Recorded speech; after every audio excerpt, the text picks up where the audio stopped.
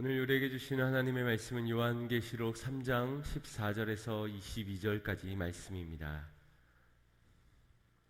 요한계시록 3장 14절에서 22절까지 말씀, 신약성경 402페이지에 있습니다. 요한계시록 3장 14절에서 22절까지 말씀, 제가 봉독해 올리겠습니다.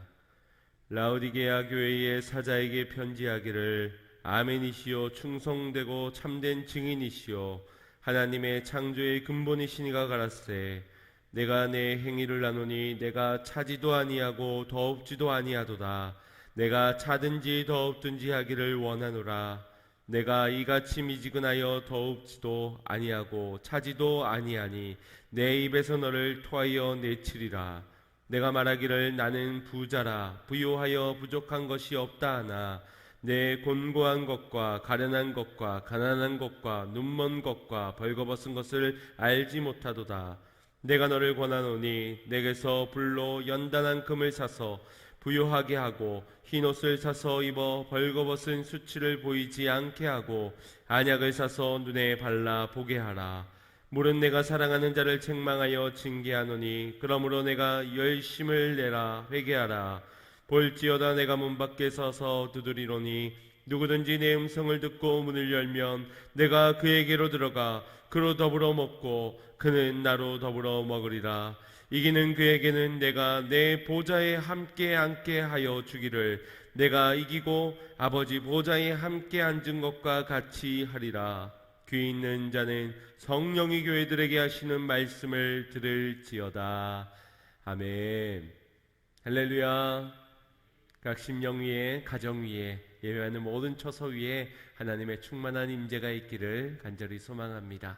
또한 사모하고 바라는 대로 하나님의 놀라운 축복이 임하기를 주님의 이름으로 축원드립니다. 요한계시록 소아시아 7교회 시리즈 설교 이제 마지막 설교입니다. 그리고 2020년도 주일 오전 마지막 예배이기도 합니다. 키워드로 지난 한 달 동안 나눴던 말씀들을 함께 돌아보았으면 좋겠습니다. 먼저 첫 번째, 에베소 교회의 첫 번째 키워드는 사랑입니다. 처음 사랑을 너희가 버렸노라 말씀하시면서 너희의 행위와 수고와 인내가 있었지만 너희가 처음 사랑을 잃어버렸다 말씀하시며 그 회복을 명하셨습니다. 그리고 서머나 교회에는 너희가 인내 중에, 환난 중에 인내하였으나 더 큰 시험, 더 큰 고난이 7일 동안이나 올 터인데 그때에도 끝까지 충성할 것을 명하셨습니다. 그리고 버가모 교회에게는 진리를 위하여서 싸울 것이니라 라고 명하였습니다. 비진리된 것들, 발람의 교훈을 그 안에 두고도 그대로 사랑으로 착각하고 머물게 하였던 거기에서부터 비진리된 것들을 끊어내고 진리를 위한 싸움을 싸워라 라고 말씀하셨고, 루아디아 교회에게는 거룩을 지켜라, 이세벨 여자와 같은 이들의 미혹함 속에서 너희의 순결함, 거룩함을 지켜 행하라 라고 말씀하셨습니다. 다섯 번째, 우리에게 4대의 교회를 통하여서 너희의 실체, 너희의 중심을 내가 안다. 그런데 너희는 살아있는 이름을 가진 것 같으나 죽은 것이다 라고 말씀하셨습니다. 이를 통하여서 우리가 중심의 회복, 우리의 회복을 말씀하여 주셨고, 지난주 빌라델피아 교회를 통하여서 너희가 적은 능력으로 이 모든 것을 잘 감당하였다, 인내하였으니 너희에게 면류관을 주신다라고 말씀하셨습니다. 우리가 이를 통하여 우리의 능력의 좋고 많음을 떠나서 우리가 이 땅에서 주의 말씀을 인내하며 지켜내가는 싸움을 싸워야 함을 나누었습니다. 혹시 여기까지의 말씀을 다 외우신 분 계십니까? 교회 이름하고 6개의 키워드 혹시 다 외우신 분이 계시면 저에게 문자로 7교회 그리고 7개의 키워드를 함께 보내주시면 10분을 제가 커피 한 잔씩을 기프티콘으로 보내드리도록 하겠습니다. 제가 설교 중에 이벤트를 한 거는 아마 처음인 것 같아요. 그럼에도 불구하고 이벤트를 하는 것은 그렇게라도 여러분들이 이 한 해가 저물어가는 마지막에 이 7교회에게 주신 7 키워드를 마음에 새기고 다가오는 새해를 맞이하기를 소망해서입니다. 결단하기 위해서, 또 이렇게 변화되기 위해서 주님의 간곡한 칭찬과 책망의 말씀 속에서 깨닫고 돌이키길 원해서입니다. 외우시는 분이 있으면 꼭 저에게 문자를 보내주시길 바라며, 이것을 완성하기 위해서는 오늘 마지막 7번째 라오디게아 교회를 향한 주님의 말씀 또한 여러분들이 잘 귀 기울여 들으셔야만 이 7개를 완성하실 수 있으실 겁니다. 본문 라오디게아 교회는 예수님으로부터 가장 혹독한 책망을 들었던 그런 교회입니다. 지난 4대 교회도 예수님으로부터 책망만 들었던 그런 교회인데, 그 교회는 그래도 교회 안에서 소수의 사람들, 아직 더럽혀지지 않고 흰 옷을 입을 소수의 사람들이 남아 있다라는 희망이 전해졌습니다. 그런데 오늘 라오디게아 교회는 오직 처음부터 끝까지 책망과 경고만 기록이 되어져 있습니다. 7교회 중 마지막 7번째 교회가 하필이면 칭찬도 조금 섞여 있지 않은 책망만 담겨져 있는 그런 메시지여서 다소 아쉬운 마음도 있으실 겁니다. 칭찬이 조금이라도 있었더라면 그래도 마음이 한결 산뜻하고 가벼울 수 있을 텐데, 이렇게 책망으로 끝나는 것이 못내 아쉬운 마음이 있으실지 모르겠습니다. 그러나 앞선 빌라델피아 교회를 통하여서 우리에게 주신 말씀처럼 이 땅의 교회는 소망입니다. 주님은 이 땅에 어떤 교회도 사랑하지 않는 교회가 없습니다. 누구보다 사랑하시는 것이 주님이십니다. 그렇다고 볼 때 라오디게아 교회를 향한 책망과 경고 속에서 교회를 그 누구보다 사랑하시기에, 사랑하시는 마음이시기에 이 편지를 보내셨다라는 사실을 우리가 발견해야 할 것입니다. 끝까지 포기하지 아니하시는 주님의 사랑이 그들로 회개하고 책망 가운데서 애절하게 전하고 계신 것입니다. 저와 여러분이 이와 같은 주님의 마음을 안다면 주님, 우리에게도 사랑의 음성을 듣게 해주시고 때로는 책망 가운데 회개하여 돌이키게 하여 주시옵소서. 우리가 사모하는 마음으로 오늘 라오디게아 교회를 향한 편지가 오늘 우리 교회를 향한, 우리 가정을 향한, 나를 향한 주님의 사랑의 음성으로 듣는 그런 귀한 역사가 있기를 간절히 소망합니다. 본문에서 가장 잘 알려진 20절 말씀부터 함께 보겠습니다. 시작. 볼지어다 내가 문 밖에 서서 두드리노니 누구든지 내 음성을 듣고 문을 열면 내가 그에게로 들어가 그로 더불어 먹고 그는 나로 더불어 먹으리라. 아멘. 이 말씀을 평상시에 언제 사용하셨습니까? 또 말씀을 받아들이지 못하던, 믿지 못하는 자, 예수 그리스도를 영접하지 맞아들이지 않았던 자들에게 전도용으로 많이들 전하셨을 겁니다.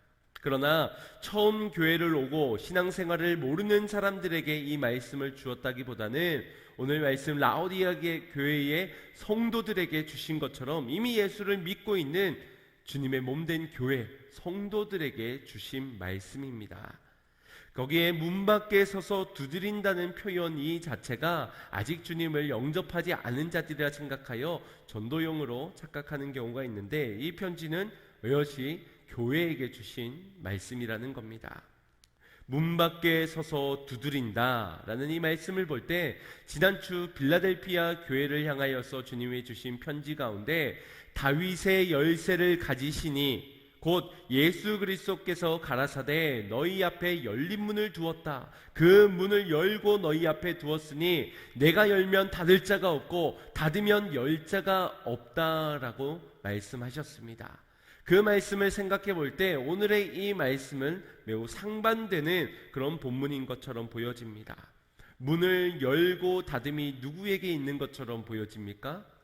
그 주권이 인간인 사람이 그것을 열고 닫음의 주권이 되는 것처럼 보여집니다.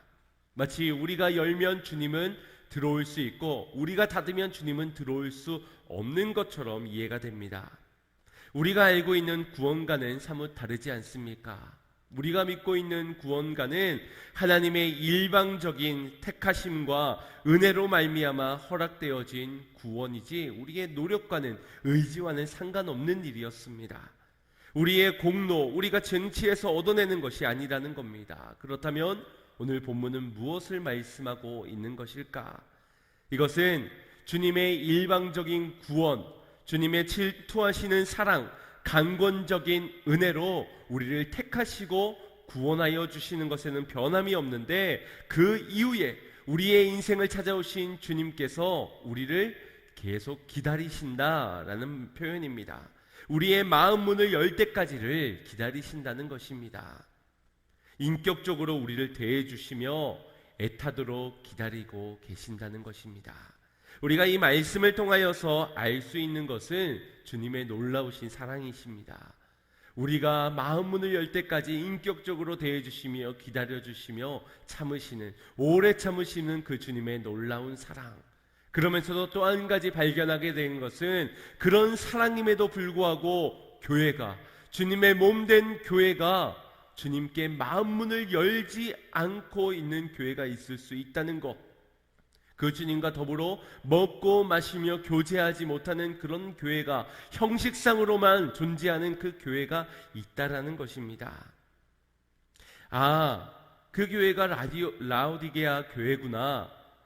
마음 문을 열지 않은 교회, 주님과의 깊이 있는 교제가 없는 그러한 교회, 라오디게아 교회의 문제구나.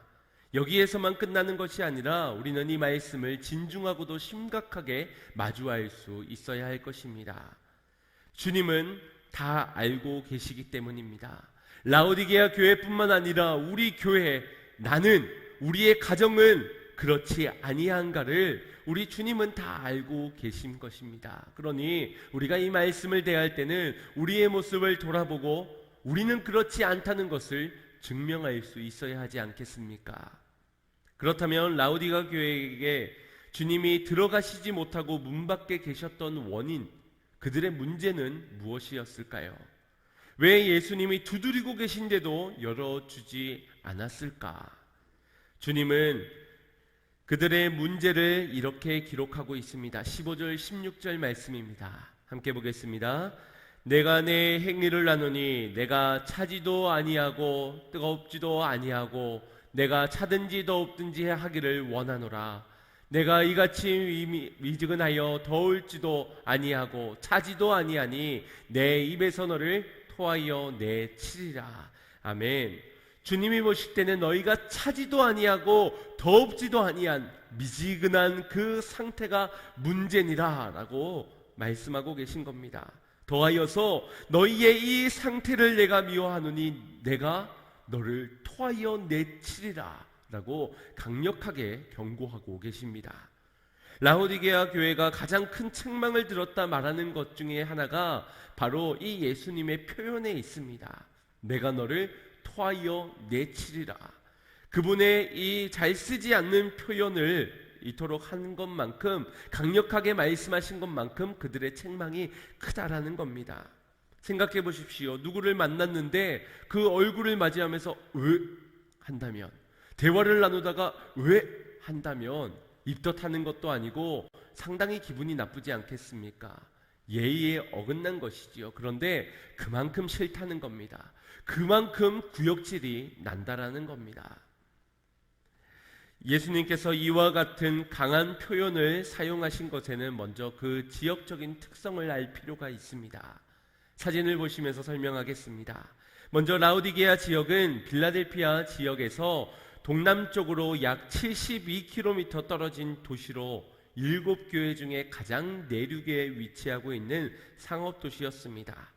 양털로 고급 옷감을 만드는 사업이 성행했고 금융사업이 활발하게 성행하였으니 매우 부유한 도시였습니다. 역사적인 기록을 볼 때 지난 빌라델피아 지역에 주후 16년경에 큰 지진이 일어났는 것처럼 이 라오디게아 지역도 주후 60년경에 매우 큰 지진이 일어나게 되었습니다.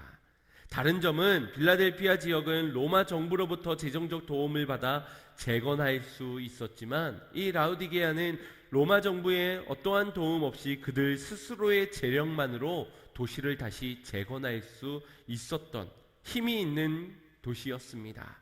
그러니 다시 다른 도시들에 비해서 황제 숭배 사상을 강압적으로 강요받거나 이렇게 억지로 행해야 되는 것이 없었습니다. 또한 종교에 대한 자유가 그들에게 허락되어졌기에 그들에게는 아무래도 신앙생활에는 많은 어려움이 없었던 그러한 도시라고 할 수 있습니다. 다만 이 도시에 애로사항이 하나 있다면 도시에 물이 없는, 물을 자력적으로 생산할 수 없는 그런 처지에 놓인 도시였습니다. 여러분 생각해 보십시오. 돈이 중요합니까? 물이 중요합니까? 여러분들 본질상으로는 아마 물이 더 중요하다라고 말할 수 있을 겁니다. 그러나 요즘 같은 시대에 당시도 크게 다르지 않지만 돈으로 물도 살 수 있기 때문에 우리는 대답을 꺼려하거나 혹은 돈이 더 중요하다, 돈보다 중요한 것은 없다라고 말들을 할 겁니다. 그 시대의 상황이 가득하여 자연보다 돈이, 사람보다 돈이, 영혼보다 생명보다 돈이 더 귀한 가치로 두고 있지는 않습니까? 그래서 강력한 우상이 바로 돈이라고 말을 하는 겁니다. 하나님과 재물 둘을 섬길 수 없다라고 강하게 주님과 비교하는 것을 사단 마귀가 아니라 돈이라고 말할 만큼 강력한 우상이 바로 돈입니다. 거기에서 우리 그리스도인들인 가장 경계해야 하는 것이 돈입니다. 돈이 주님께서 주신 축복의 한 요소이지 축복의 전부가 되어서는, 일부분이 아닌 전부가 되어서 돈이 없어서 감사할 수 없고 돈이 있어서 감사하는 신앙이 되어서는 안 된다는 겁니다. 비록 돈이 없어도 우리에게 물 먹을 수 있도록 모든 것을, 자연을 허락하여 주시고 이 모든 것들을 허락하여 주신 하나님께 감사하는 신앙이 되어야 될 줄 믿습니다. 어찌되었던 물이 부족한 라오디게아에는 가장 많은 재력을 바탕으로 이웃 나라들로부터 물을 끌어와서 자신들의 식수와 생수를 사용할 수가 있었습니다.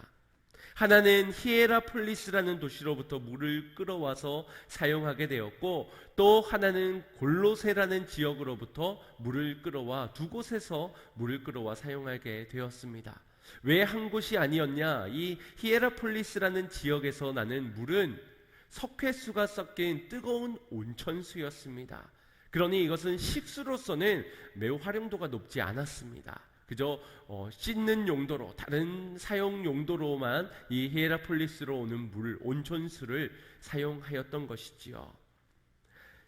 특징 중에 하나는 이 히에라폴리스로부터 7km 떨어진 라오디게아까지 오는 동안 이 뜨거웠던 물이 점점점 식어지게 되었다라는 특징을 갖고 있습니다.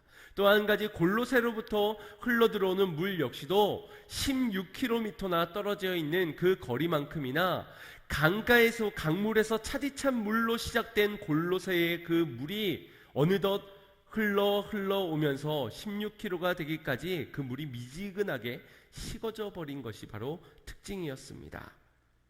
뜨거웠던 온천수와 차디찬 강물이 긴 수로를 따라서 이 라오디게아까지 온 결국 그 물들이 식어져 버리게 된 것이지요. 이 도시의 특성을 주님께서 아시고 그들에게 이렇게 비유하신 겁니다. 너희의 신앙도 이 물의 상태처럼 너희가 뜨겁지도 아니하고 차갑지도 아니하고 미지근한 신앙이 되었도다 라고 책망하신 겁니다. 그러니 그들은 충분히 이 말을 알아들을 수가 있었겠지요. 또한 석회가 섞인 이 뜨거운 온천수와 생수로 사용했던 이 물이 한 곳으로 모이게 되는 이 섞여지는, 믹스되는 혼합주의를 경고하시는 메시지이기도 합니다. 섞인 물을 마실 때 이 석회가 섞여 있으니 미지근한 이 물을 마시게 되면 토해내게 되는 그런 상태에 빠져버리게 되니, 주님께서는 나도 너희가 차갑든지 뜨겁든지 아니하고 혼합되어진다면 나는 너희를 토해내리라 라고 경고를 하신 것입니다. 그렇다면 우리의 신앙에 있어서 차가운 신앙, 뜨거운 신앙은 무엇일까요? 여러분에게 차가운 것이 좋겠습니까? 뜨거운 것이 좋겠습니까?를 묻는다면 여러분은 무엇이라 답하시겠습니까? 아마도 우리의 신앙의 뜨거움을 선택하시지 않을까 싶습니다. 뜨거운 열정이 좋지요. 뜨거운 것이 좋지요. 그래서 오늘의 본문을 뜨거운 열정으로의 회복 정도로 이해하실 수 있습니다. 그러나 본문은 분명히 말씀하시길 차갑든지 뜨겁든지 너희가 해야 되지 미지근한 상태를 지금 책망하고 있는 겁니다. 그러니 단순히 뜨거운 신앙만으로 이야기할 수는 없습니다. 그래서 한간에는 머리는 차갑게 가슴은 뜨겁게 이렇게 해석을 하기도 하는데, 본문의 핵심은 신앙의 갈림길에서 너희가 갈등하고 있느냐, 고민하고 있느냐, 주저하고 있느냐, 양다리 걸치지 말고 확실한 결정, 분명한 선택으로 신앙생활을 하여라 라고 주님이 말씀하고 계신 것으로 이해하는 것이 옳을 것입니다. 물론 그 의미 안에 뜨거운 열정 있는 신앙이 내포되어져 있어 너희가 뜨거운 신앙으로 결단하여라, 결정하여라 라고 말씀하고 있는 요구이기도 합니다. 지금 라오디게아 성도들이 이도저도 아닌 대충 믿고 적당히 믿고 열심을 잃어버린 채 이런들 어떠하리 저런들 어떠하리 두 마음을 품은 채 신앙생활을 하고 있는 것이 문제였다는 것입니다. 믿는 바는 동일한데 신앙은 이처럼 다릅니다. 동일한 은혜, 동일한 사랑을 받았지만 누구는 뜨거운 신앙이지만 누구는 식어져 버린 신앙일 수 있다는 겁니다. 동일한 부르심을 받아서 주님 앞에 직분을 받았지만, 사명을 받았지만 누군가는 충성되이 감당하고 누군가는 적당히 자기 이익을 취하며 감당하는 자로 나뉘어진다라는 겁니다. 그렇다면 저와 여러분은 어떻습니까? 신앙의 갈림길이 우리의 인생 가운데 분명히 찾아옵니다. 세상이냐 주님이냐, 돈이냐 하나님이냐, 육체적인 것이냐 성령의 것이냐, 분명 우리는 그 갈림길에 서게 될 것입니다. 여러분은 어떤 것을 선택하고 살아가고 계십니까? 이도저도 아닌 미지근한 신앙생활을 하고 있지는 않으신지요? 무리하지 않는, 희생하지 않는, 손해보지 않는, 그렇게 특별하지 않는 그런 상태이지는 않으십니까? 웩 선교단체의 창시자인 찰스 토마스 스터드는 이런 말을 하였습니다. 만일 예수 그리스도가 하나님이시고 그분이 나를 위해 십자가에서 죽으셨다는 것이 사실이라면 내가 그분을 위해 하는 어떤 희생도 결코 희생이라 말할 수가 없습니다. 그 어떤 희생도 결코 크지 못하다. 아무리 우리가 희생한다 하여도 내가 받은 은혜, 그리스도의 희생적인 사랑보다 더 크다 말할 수 없다라는 겁니다. 그 사랑을 받고서 어찌 우리가 뜨뜻미지근한 신앙 상태로 살아갈 수 있겠습니까? 주님의 그 사랑을 잃어버리지 않고서야 그럴 수 없다라는 겁니다. 그러나 라오디게아 성도들은 그 사랑을 잃은 채 착각에 빠져 있었습니다. 오늘 본문 17절에 그들의 착각을 이렇게 설명합니다. 합독합니다. 내가 말하기를 나는 부자라 부요하여 부족한 것이 없다 하나 내 곤고한 것과 가련한 것과 가난한 것과 눈먼 것과 벌거벗은 것을 알지 못하도다. 아멘. 무엇이 문제입니까? 그들 스스로가 진단하기를 나는 부자입니다, 부요합니다, 부족하심이 없는 상태입니다 라고 말을 했다는 겁니다. 그들이 부자임은 분명합니다. 도시가 부유했듯이 성도들 역시도 부유한 물질을 가지고 있었을 것이고 더 부족한 것이 없는 부자였음은 허풍이 아니었을 겁니다. 그러나 차지도 뜨겁지도 않은 미지근한 상태로 주님은 문을 두드리시는데 그 문을 굳게 닫고 있으면서도 우리는 괜찮습니다, 우리는 부자입니다, 부유합니다, 부족함이 없습니다. 정작 주님은 문 밖에 있는데 말입니다. 그들의 상태는 주님이 말씀하시길 곤고하고 가련하고 가난하고 눈이 멀어 벌거벗은 상태다. 그런데 그것을 그들은 착각 가운데 제대로 판단하지 못한 상태에 빠져 있다는 겁니다. 그들의 실상, 그 영적인 상태에 대해서 주님은 견고하고 계신 것입니다. 믿음은 보이지 않는 것을 보게 합니다. 믿음은 우리의 영적인 갈급함을 주님으로 찾게 만듭니다. 주님의 보혈로 말미암아 택함을 입은 백성들에게 흰 옷을 입히시고 우리를 가리우시는 분이 주님이십니다.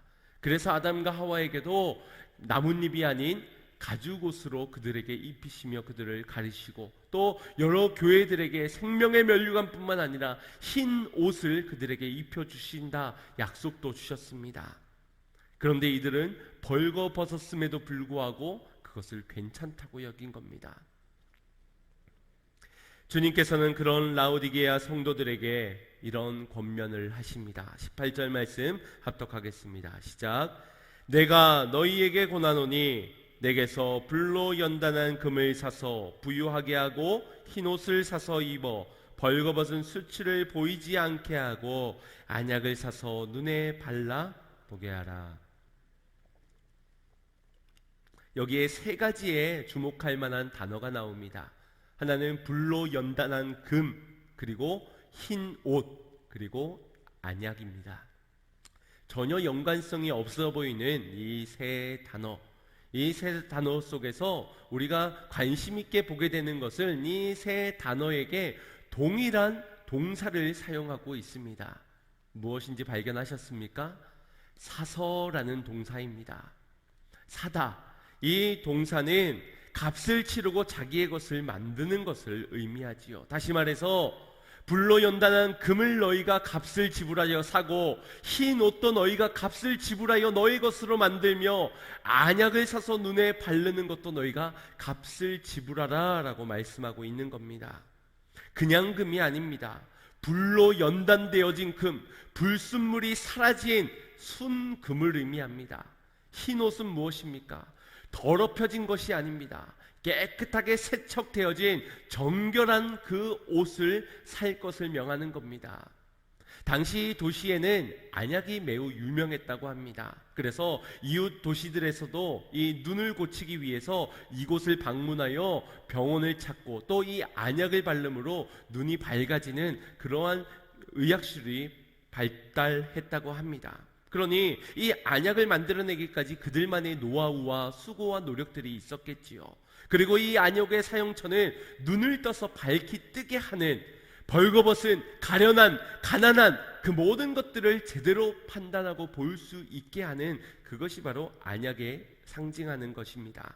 정리하자면 불로 연단된 금과 깨끗한 정결한 흰옷, 그리고 눈을 밝히 뜨게 할 이 안약을 너희에게 줄 터이니, 내가 곧 주님께서 너희에게 줄 터이니 너희가 값을 지불하고 이것을 사라는 겁니다. 거저 주어질 수 없다는 겁니다. 거저 너희가 문을 열고 맞이할 수 없다라는 겁니다.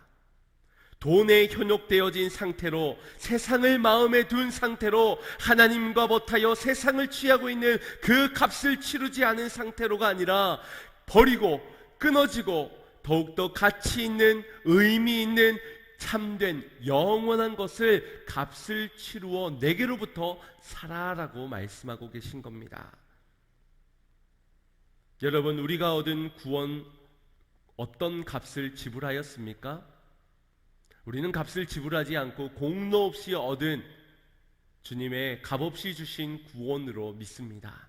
그런데 우리가 값을 지불하지 않았을 뿐이지 값을 지불한 분이 계십니다. 그것은 독생자 하나뿐인 그 아들을 인간의 몸을 입고 이 땅에 오시어서 십자가에 달려 죽으시어 핏값으로 산 것이 바로 우리의 생명, 우리의 영혼의 구원입니다. 다시 말하여서 주님이 값을 치루어 주셨기 때문에 우리가 값을 치르지 않아도 우리는 구원을 얻게 되었다는 겁니다. 이 사다라는 말의 헬라어는 아고라조라는 말인데 이 말 속에 담겨져 있는 의미가 구속이라는 의미입니다. 다시 말해서 주님은 핏값으로 우리를 구속하셨다라는 것입니다. 주님은 몸된 교회와 택한 백성을 값을 지불하여 사셨습니다. 거저가 아니라 값을 주어 우리를 구속하셨다는 것이지요. 그래서 우리를 포기할 수가 없는 겁니다. 그래서 우리를 그냥 방치해 둘 수가 없는 겁니다. 그런데 주님의 택한 백성이요 몸된 교회요 주님의 핏값으로 산 우리가, 성도된 우리가 연단이 싫어요, 흰옷도 내 스타일이 아니에요, 안약 그거 아니어도 저 잘 보입니다, 어떻게 하면 돈을 벌 수 있는지, 어떻게 하면 명예와 권력을 얻을 수 있는지, 어떻게 하면 내 육체가 더 평탄한 길을 걸어갈 수 있는지, 내 눈은 안약을 놓지 않아도, 값을 치르지 않아도 나는 볼 수 있습니다 라고 거부하고 있는 것이 바로 라오디게아 성도들의 모습이었던 겁니다. 여러분, 내 마음대로 연단을 피하고 거부할 수 있습니까? 나는 그런 거 싫고요, 흰옷도 싫고요, 안약도 싫습니다. 거부해서야 되겠습니까? 이미 독생자 그 아들의 피값으로 우리를 구속하셨는데 우리가 그것은 싫다라고 거부할 수 있겠냐는 것입니다. 포기하실 수 없기 때문에 주님은 마지막 7번째 책망만을 해서라도 그들에게 이 말씀을 전하고 계신 것입니다. 포기하시지 않고 외면하시지 않고 끝까지 붙들어서 그들을 만들어 내시고자 하시기 때문에, 흰옷을 입히고자 하시기 때문에 불로 연단해서라도 순금으로 만들며 그들의 어두운 눈을 밝히 뜨게 하시기 위하여 주님은 책망하고 계신 말씀입니다. 우리 말씀 19절 말씀 합독하겠습니다. 시작. 물은 내가 사랑하는 자를 책망하여 징계하노니 그러므로 내가 열심을 내라 회개하라. 주님이 왜 책망하시고 왜 징계하고 계십니까? 우리를 사랑하시기 때문입니다. 내가 사랑하는 자를 책망하고 징계한다라고 분명히 기록하고 계십니다. 사랑하기 때문에 너희를 포기할 수 없고, 사랑하기 때문에 너희를 끝까지 붙들고 너희를 만들어 가고자 함이라. 사랑하는 성도 여러분, 하나님께서 여러분을 사랑하심을 믿으십니까? 핏값을 주시고 사시기까지 여러분을 사랑하고 계신다는 사실을 여러분은 믿으십니까?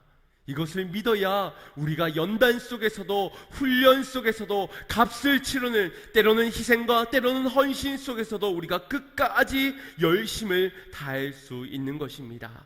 히브리서 12장 6절 8절에 이렇게 기록되어져 있습니다.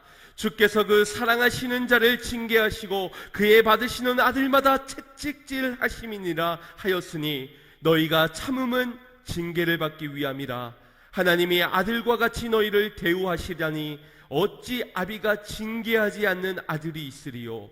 징계는 다 받는 것이거늘 너희에게 없으면 사생자요 참 아들이 아니니라. 아멘. 우리를 징계하신 이유, 사랑하는 아들이기 때문입니다. 그런데 우리에게 징계가 없다면 무엇이겠습니까? 가장 심한 벌이 무관심입니다. 사랑의 반대말이 무관심이지 않겠습니까? 우리가 징계를 받지 않는 것은 주님께서 사랑하지 않고 있는 것입니다. 오늘 주님의 책망의 소리, 징계를 주님의 마음, 그 사랑을 발견하는 통로로 삼으시기를 바랍니다. 사랑하는 아들이기 때문에 내게 징계를 주시는구나. 징계가 없다면 사생자요 참 아들이 아닌 것입니다. 어느 목회 연구소에서 통계한 자료에 의하면 교회에는 10%의 뜨거운 신앙을 가진 사람들과 80%의 잠들어 있는 성도들이 존재한다라고 말을 합니다. 여러분은 어디에 속한 사람들입니까? 또 한 가지, 나머지 10%는 잠이 너무 깊게 든 나머지 이미 죽어 있는 사람들처럼 보이는 그 10%의 사람이 있다라고 말합니다. 그래서 목회는 10%의 사람들과 함께 나머지 80% 잠들어 있는 사람들을 깨우는 것이 목회다라고 말을 합니다. 여러분 얼마 정도 동의하십니까? 여기 이 통계 자료에서 한 가지 권고하고 있는 것 중에 하나가 나머지 10% 죽어 있는 듯 잠들어 있는 깊이 잠든 그 영혼들은 웬만해선 깨우지 않기를 권합니다. 왜냐하면 그들이 깨면 오히려 교회가 더 시끄러워지고 어지러워지니까 목회가 더 어려워질 수 있다라고 경고를 합니다. 그러나 주님께서 원하신다면 그 10%도 깨워야 할 줄 믿습니다. 주님께서 사랑하시는 자들이 그 10%라면 우리는 주님이 사랑하기 때문에 책망하였듯이 우리도 사랑하기 때문에 그들을 책망해서라도 깨워야 할 줄 믿습니다. 실족해 있는 사람이든 상처 입은 심령이든 넘어진 사람들이든 그가 교회를 시끄럽게 만들 사람이든지 간에 주님이 사랑하시는 사람이라면 우리가 책망해서라도 깨워야 할 줄 믿습니다. 할 말을 하지 않고 몸을 사리는 것, 그것이 결국 미지근한 신앙의 모습 아니겠습니까? 남편이 잠들어 있다면 사랑하기 때문에 깨워야지, 그 남편을 그냥 둔 채, 자녀들을 그냥 방치해 둔 채 있는 그 신앙 자체가 미지근한 신앙인 것입니다. 토해져 버릴 그 신앙이라는 것이지요. 잘못하고 있다면, 주님으로 기쁨을 누리지 못하고 있다면, 주님만으로 인하여서 평안을 누리지 못하고 살아가고 불만과 불평 속에 살아가고 있다면 책망을 해서라도 깨워야 한다는 것입니다. 주님께서 너를 사랑하고 있음을, 주님께서 너를 기다리고 있음을, 토해져 버릴 상태가 보이신다면 깨우시길 바랍니다. 먼저는 주님의 사랑 때문에 내가 깨야 할 것이고, 깨어난 내가 그들을 깨워야 할 줄 믿습니다. 그런 깨어진 자가 그들 또한 깨울 수 있다라는 겁니다. 토해내시면 거기엔 더 이상 아무런 희망도 소망도 없기 때문에 오늘 이 경각심, 이 경고의 말씀 안에 경각심을 가지고 우리가 먼저 깨어나고 저들을 서둘러 깨워야 될 줄 믿습니다. 요즘의 시대는 할만 아니라고 하지요. 할 말이 많아도 하지 않는 시대, 그것을 강요합니다. 그것이 최선의 대처라고 말합니다. 괜히 말하여서 분란을 일으키지 말라는 것이지요. 그러나 우리 주님은 사랑하기 때문에 할 말은 해야 되겠다라고 말씀하시며, 오늘 라오디아 교회야, 사랑하는 라오디아 교회야, 내가 너희를 사랑하기 때문에 너희를 책망하노니 회개할지어다, 열심을 내라, 회개하라 라고 말씀하시는 겁니다. 사랑하는 양문교회야, 내가 너희를 사랑하기 때문에 이 말씀을 전하노니 너희가 뜨뜻미지근한 그 상태에 머물러 있지 말고 깨어날지어다, 깨어날지어다, 회개할지어다, 열심을 내일지어다. 오늘 주님의 이 사랑의 음성을 들으시기를 축복합니다. 주님은 지금도 우리가 그 말씀을 듣고 돌이키기를 기다리고 계십니다. 20절 말씀 다시 한번 보겠습니다. 주님은 볼지어다 간곡하게 말씀합니다. 무엇을요? 지금 너의 문 밖에 서서 두드리고 있는, 너의 안에 들어가지 못한 채 바깥에서 계속 두드리고 있는 나를 볼지어다 말씀하고 있습니다. 그 기다리시는 주님께서 누구든지 내 음성을 듣고 문을 열면 내가 그에게로 들어가 그로 더불어 먹고 그는 나로 더불어 먹으리라. 오늘 너희가 나로 더불어 먹게 될 그날을 기다리며 나는 문 밖에 서서 계속 기다리노니, 두드리노니 볼지어다, 그리고 문을 열지어다 말씀하고 있는 겁니다.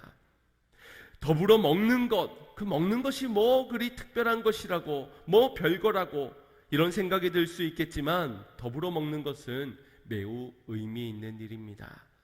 지난 한 주간 저희 가정에서도 한 가지 약속을 한 것이, 일주일에 3번 정도는 그래도 가족이 모여서 함께 식사를 했으면 좋겠다라는 그런 정이 있었고, 그것을 지켜가기로 그렇게 약속을 한 적도 있습니다.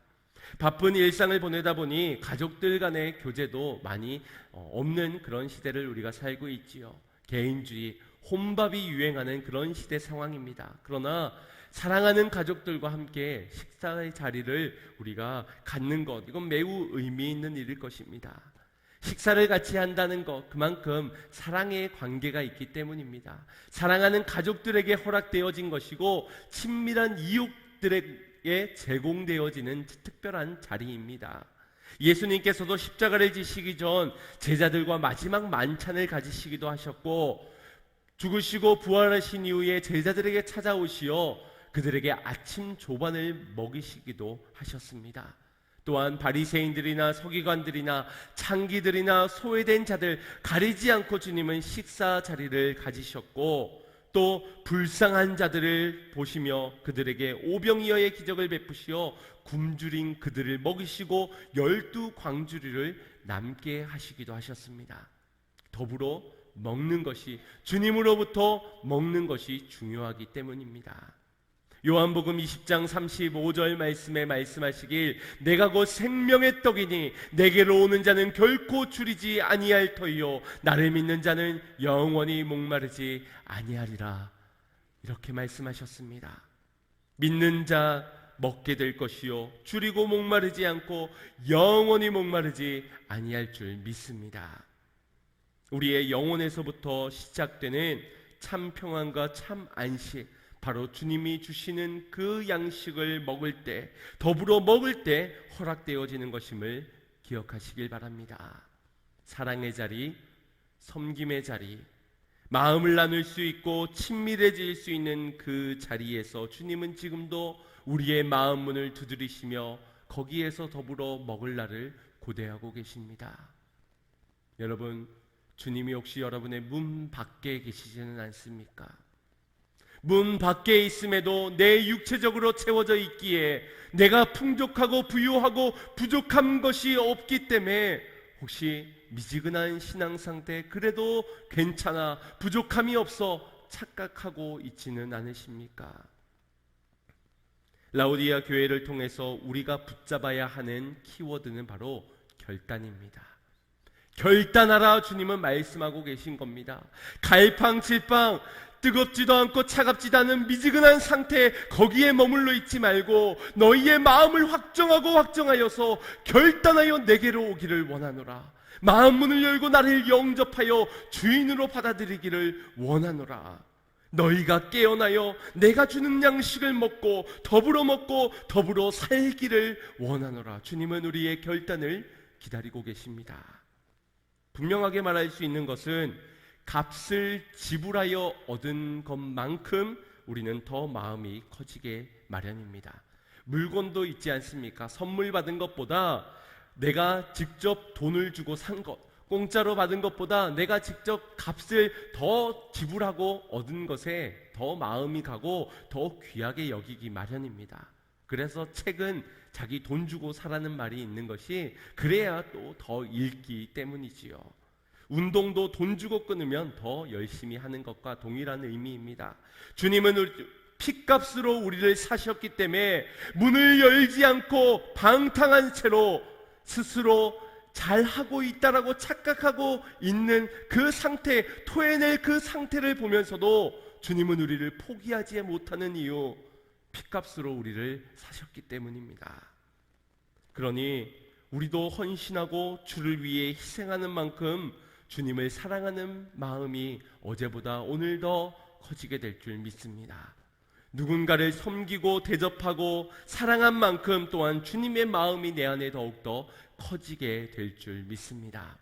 사랑하는 가족들에게, 사랑하는 자녀들에게, 사랑하는 우리의 이웃들에게, 사랑하는 우리의 공동체 가운데 실족하여 잠자여 무너져 있는 그 자들에게 책망을 해서라도 그들이 돌아올 수 있도록 여러분 마음을 쏟으십시오.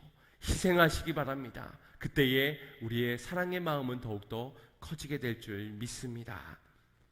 이제 더 이상 우리가 토해져 버릴 신앙 안에 머물러 있지 않기를 원합니다.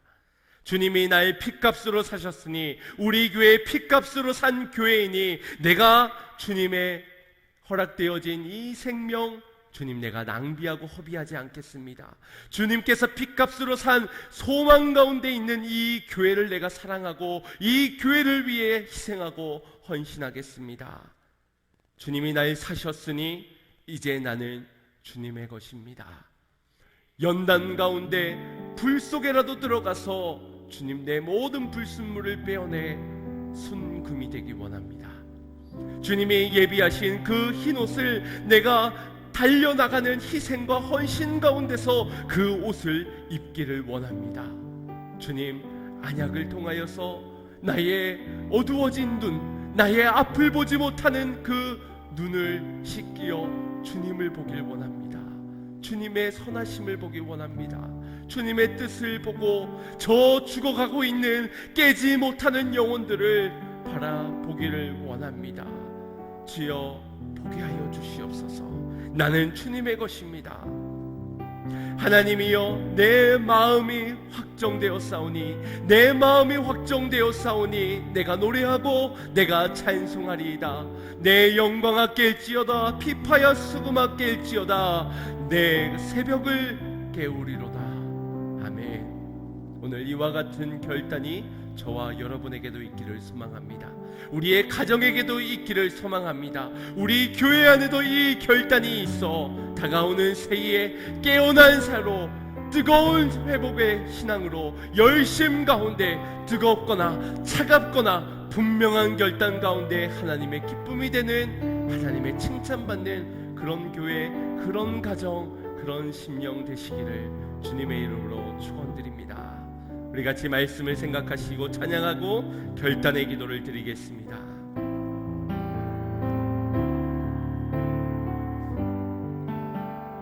모든 상황 속에서, 모든 상황 속에서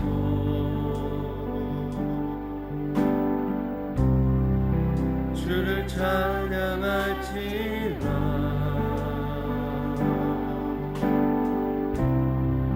주는 너의 큰 상을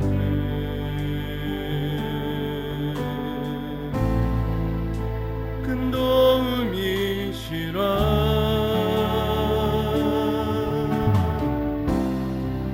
주의 얼굴 구할 때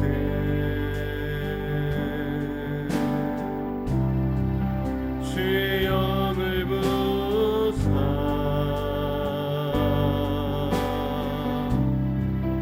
크신 사랑 안에서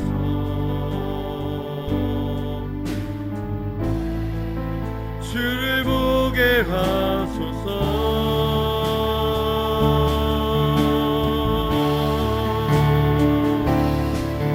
내 영혼이 확정되고 확정되었사오니 믿음의 눈 뜨러 주를 바라봅니다.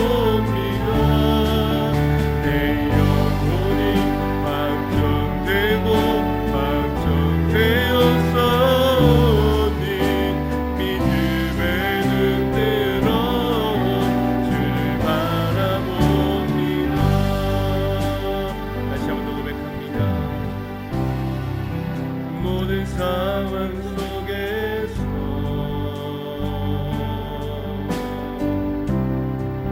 주를 찬양할지라.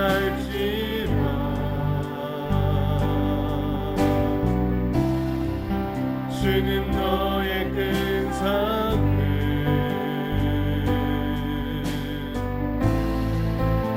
큰 도움이시라. 주님의 얼굴 구할 때, 주의 얼굴 구할 때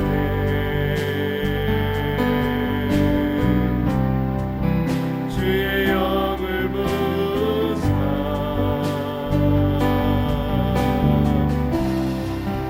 크신 사랑 안에서 나 주를 보길 원합니다.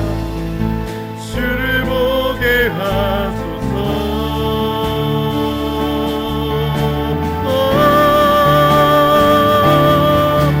내 영혼이 확정되고 확정되었사오니 믿음의 눈 들어 주를 바라봅니다. 내 영혼이 확정되고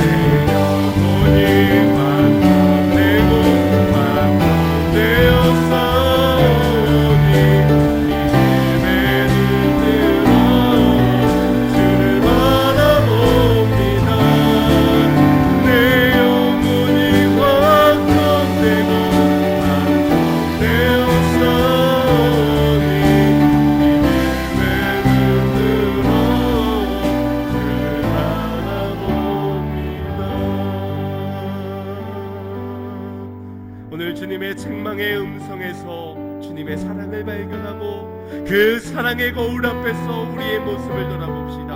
무엇 때문에 우리는 우리의 이 신앙이 미지근한 신앙으로 뜨겁지도 못한 채 차갑지도 못한 채 이토록 미지근하게 살아가고 있는 것입니까? 이토록 미지근하게 신앙생활하고 있으면서도 어찌 괜찮다라고 말을 하고 있는 겁니까? 잠자는 영혼들을 볼 때도 아무런 감동도 아무런 결단도 일어나지 않는, 누군가는 하겠지, 누군가는 저들을 깨우겠지, 하나님이 언젠가는 하시겠지. 오늘 우리의 인생에 이것이 뜨뜨지근한 어지간 대충 하는 그런 신앙은 아닌지요. 오늘 이 시간 결단하기를 주여 깨어나기를 소망합니다. 나의 영혼을 기다리시는 주님 앞에 나의 영혼을 흔들어 깨워 주님 앞에 나아가기를 원하오니 뜨거운 신앙으로 회복되어지게 하여 주시고 차가운 신앙으로 결단코 주님 앞에 서는 자 되게 하여 달라고 우리 주여 한번 부르짖고 합심하여 기도합시다. 주여, 사랑의 주 하나님, 오늘 잠들어 있는 나의 신앙, 뜨뜻미지근한 나의 신앙을 주님 용서하여 주시옵소서. 나의 영혼이 내 육체적 부유함 때문에, 내 부족함이 없는 육체의 체험 때문에 아버지 하나님 나의 영적인 갈급함마저도 잃어버린 채 나의 가련함도, 나의 가난함도, 나의 수치도, 나의 벌거벗음도, 나의 죄악도 보지 못한 채 아버지 하나님 괜찮다만 말하고 있는 우리의 연약한 심령을 주여 용서하여 주시오네. 오늘 사랑으로 나의 문 밖에서 문을 두드리고 기다리고 계신 주님께 주여 내 마음에 오시어 나의 인생의 주인이 되어 주시옵고 나의 인생의 주인으로서 주말 따르게 하여 주시옵소서. 아버지 하나님의 길을 따르는 좁은 길을 걸어갈 때에 아버지 하나님의 주님이 먹여주시는 것으로 더불어 먹고 더불어 사는 역사 내 안에 있기를 원합니다. 내 영이 살 때 우리의 가정이 살게 되고 우리의 가정의 자녀들이 살게 될 줄 믿습니다. 내가 깨어날 때, 내가 결단할 때, 내가 왕정되어질 때 우리의 살아가는 사람들이 함께 깨어나게 될 줄 믿습니다. 나를 보내어 주시어 책망의 소리로라도 주여 사랑하며 희생하기에 저들의 깨울 수 있는 자 되게 하여 주시옵소서. 오 주여, 우리의 가정이 살아나게 하시고 우리 교회가 깨어나 아버지 하나님께 신실한 믿음 드리며 확정되어진 믿음 가운데 나가게 하여 주시옵소서. 저마다 세상의 아름다움에 취하여 세상의 풍족함에 취하여 주님으로부터 갈망하지 못한 갈증을 잃어버린 갈급함을 놓쳐버린 우리의 연약함을 주님 용서하여 주시옵소서. 우리의 신앙생활, 우리의 신앙의 영적 상태를 낙관하였습니다.